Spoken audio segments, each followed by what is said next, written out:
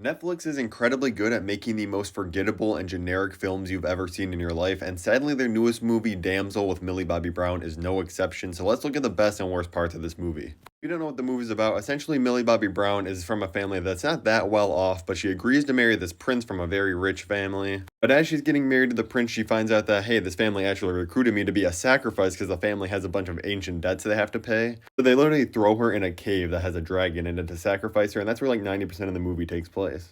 Just as most Netflix original films, this movie suffers from a terrible and super generic script, and the dialogue is awful. Like, seriously, every single line in this movie feels like a cliche. It's a fantasy world, but we don't try to inject any interesting facts or history here. Millie Bobby Brown gets almost no characterization in this movie. Like, we basically see her just grunting in a cave for half of it. She's not necessarily witty or smart. She has no real humor. The only thing we learn about this character is really that she used to make mazes for her little sister, and that helps her at one point in the movie. But otherwise, they give her nothing to work with here. And this is not an attack on Millie Bobby Brown. I think she is a really good actress, but this is just not a good script. I will say a positive of this film is just Millie Bobby Brown and Angela Bassett trying to do something with the terrible script they're given. Like, these two deserve way better movies. I gotta talk about the special effects in this movie though, because it was so distracting. Like, the dragon itself actually looks fine, the CGI is okay.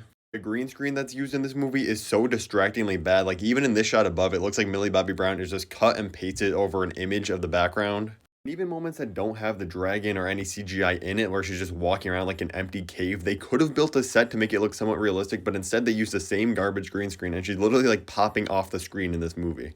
I will admit, I am kind of a sucker for anything fantasy and dragons related, so even though this is a very surface level and shallow fantasy world, I still did kind of enjoy the concept. It is just nice seeing a woman-led fantasy movie since this genre has been very male-dominated for a very long time. I just really wish they gave Millie Bobby Brown a better film here. This movie also suffers from the fact that it is a medieval and fantasy film, but everyone in it looks like they know what an iPhone is. And every character's wardrobe looks like it's them attending a Renaissance fair or something. Like, I don't know how much money Netflix spent on the outfits, but it could not have been a lot. Also the fact that the main dynamic between Millie Bobby Brown and the dragon might as well be Bilbo and Smaug from the Hobbit series. A quick spoiler warning for the end of the film if anybody in the world cares about it. This film basically ends by answering the question, hey, what if Daenerys Targaryen was actually the good guy by burning down King's Landing with a dragon? The movie overall is a very generic and forgettable Netflix movie that feels like it was greenlit by an algorithm. I give it a 5 out of 10.